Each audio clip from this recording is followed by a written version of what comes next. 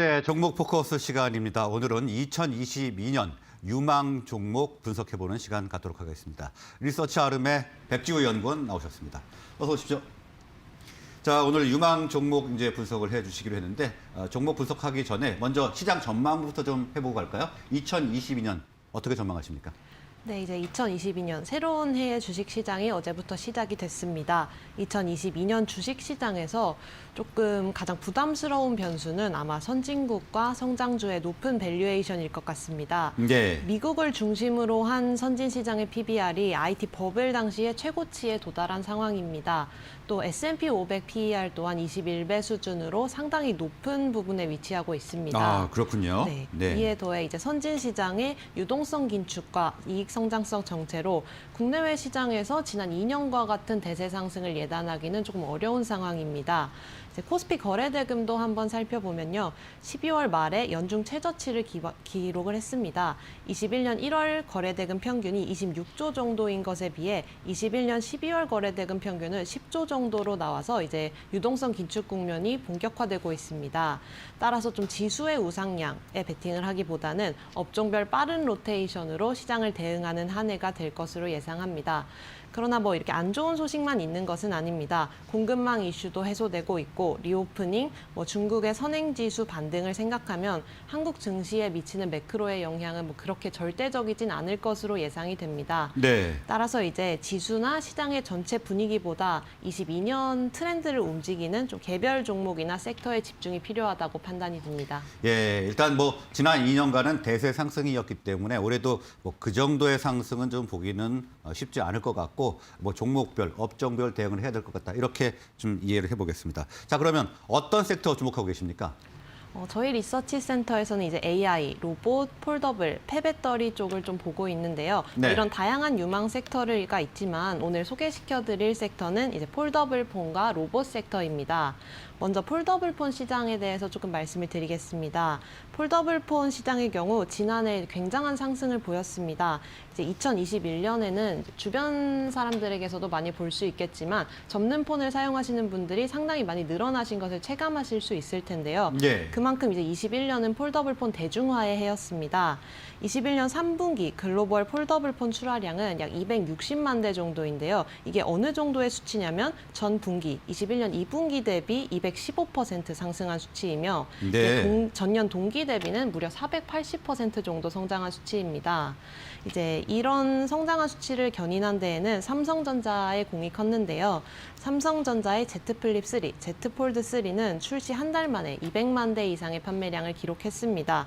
이제 폴더블 폰 시장에서 삼성전자가 90% 이상의 점유율을 차지하며 좀 승승장구하고 있는 모습을 보이고 있습니다. 삼성뿐만 아니라 애플 또한 폴더블 폰 시장 진출 의지를 보이고 있는데요.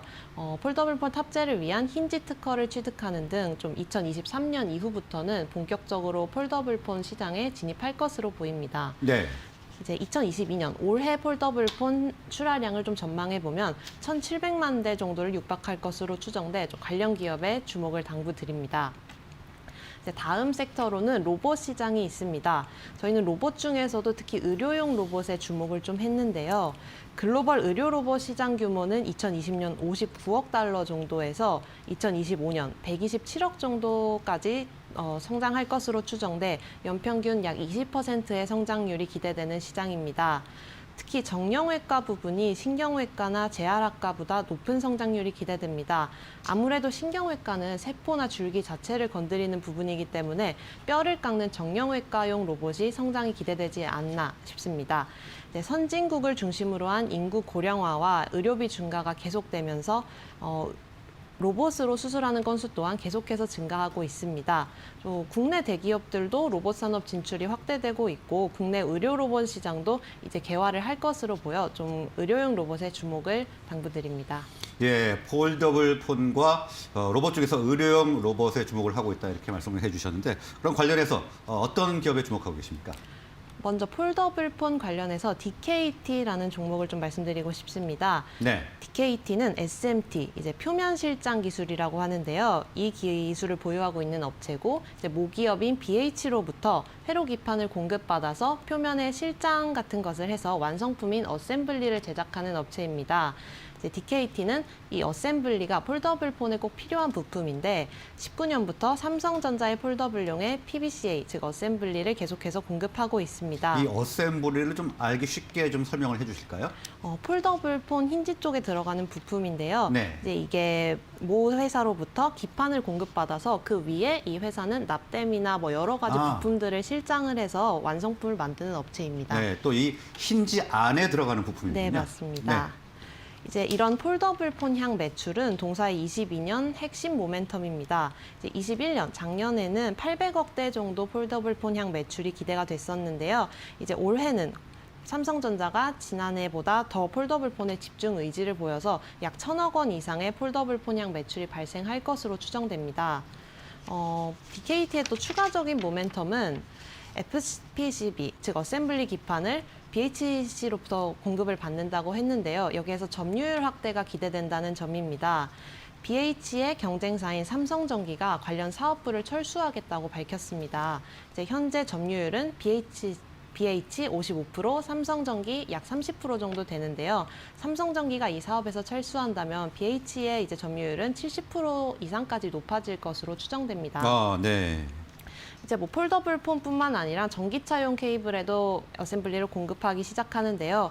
폴더블 폰보다 상대적으로 크기가 크고 들어가는 개수가 많아서 마진이 상대적으로 많이 날 것으로 예상됩니다. 따라서 21년 4분기부터 공급을 시작했는데 올해부터는 수익성 개선까지 좀 기대해 볼 만하지 않나 싶습니다. 네, 아주 실적 개선이 유력한 그런 기업인 것 같은데요. 자, 의료용 로봇과 관련해서는 어떤 기업 주목하고 계십니까? 의료용 로봇 관련해서는 저희가 큐렉소 조금 집중하고 있습니다. 네. 큐렉소는 이제 2020년부터 21년까지 약 52대의 의료 로봇을 판매한 국내 최대 의료 로봇 전문 기업입니다. 이 중 30대는 큐비스 조인트 수술 계획에 따라 정밀하게 뼈를 깎는 관절 수술용 로봇입니다. 관절 수술 로봇으로는 동사가 세계에서 5번째로 상용한 제품입니다. 또 큐비스 스파인은 척추 수술 과정에서 정밀한 나사못을 삽입을 도와주는 로봇인데요. 이것도 국내 최초로 동사가 상용화와 제품화에 성공한 제품입니다. 국내에서는 아직 의료 로봇 시장이 조금 익숙하지 않고 개화하지 않은 만큼 척추 로봇 수술 시장을 동사가 좀 선도 중인 것으로 보여 이제 수술 건수가 증가함에 따라 좀 관심도가 증가하지 않을까 싶습니다. 이제 동사의 제품들을 조금 살펴보면은 앞에 그림에 나와 있듯이 큐비스 조인트, 스파인 이런 것들이 있는데요. 네. 이 세 가지가 동사의 주력 제품입니다. 이제 큐비스 조인트의 경우 20년 6월 국내 식약처 승인을 획득했고 21년 3월에는 CE를 취득했습니다.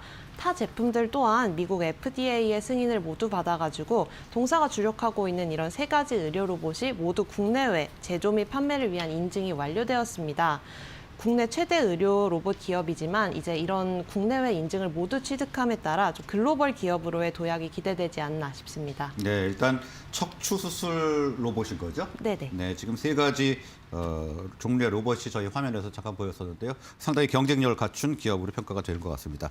자, 그리고 아까 폴더블 폰 관련주 중에서 제가 한 가지 기업을 좀 빼먹고 좀 놓친 것 같습니다. 노바텍 어떤 기업인지 소개를 좀 해주시죠. 네, 노바텍은 원래 폴더블 폰 관련 기업으로 묶이기보다는 이게 보통 태블릿용 액세서리에 들어가는 자석을 제조하는 기업이었습니다. 저희 태블릿 보통 세울 때 이렇게 케이스로 세우시는데 거기에 들어가는 자석을 공급하는 업체였습니다. 네. 근데 노바텍의 차폐 자석이 이제 폴더블 폰과 같은 구동되는 폼팩터에 좀 필수적으로 사용이 되기 시작했습니다. 자석이 왜 필요하냐면 디스플레이를 접거나 이제 변형을 할 때 힌지 쪽에 부담을 덜 주는 역할을 합니다. 이제 좀 자석이 불필요한 움직임을 제한시켜 힌지나 관련 부품 수명을 증가시키는 핵심 부품으로서 역할을 하고 있어서 향후 수요처 증가가 좀 기대되는 부분입니다. 노바텍의 이제 실적 전망을 조금 보자면은 원래 폴더블폰 관련 기업이 아니어서 매출액의 90% 이상이 삼성전자 쪽으로 발생을 하고 있었습니다. 네. 이제 아이패드에 비해 조금 낮은 점유율을 보였던 갤럭시 탭이 이제 6부터 현재 7까지 출시가 된 상황인데 좀 높은 점유율을 보여가고 있어서 동사 또한 수혜를 계속 받기 시작했습니다. 갤럭시 탭 판매량 증가에 따라 작년에는 매출액 920억, 영업이익 350억 정도로 이제 전년 대비 35% 이상 좋아진 실적을 기록할 것으로 추정됩니다. 네, 이렇게 폴더블폰 관련주 두 기업 그리고 의료용 로봇 기업 한 곳을 좀 분석을 해봤는데요. 어떻게 가격 전략은 어떻게 좀 준비를 해봐야 될까요? 사실 DKT의 경우 조금 폴더블폰 관련 기업으로 최근에 주목을 받으면서 많이 올라온 경향이 있습니다. 네. 그러나 이제 삼성전자는 이제 내년에도 폴더블폰 출시 계획을 밝히고 있어서 조금 조정을 받는다면은 충분히 기술력 있는 회사이기 때문에 좀 매수를 생각해 보셔도 되지 않을까 싶고요. 큐렉소 같은 로봇 관련 기업의 경우 조금 다른 에브리봇이나 다른 로봇 관련 기업에 비해 덜 오른 경향성이 있어서 지금부터 천천히 매수를 해보셔도 되지 않을까 싶습니다. 네, 알겠습니다. 오늘은 여기까지 듣도록 하겠습니다. 말씀 고맙습니다. 네.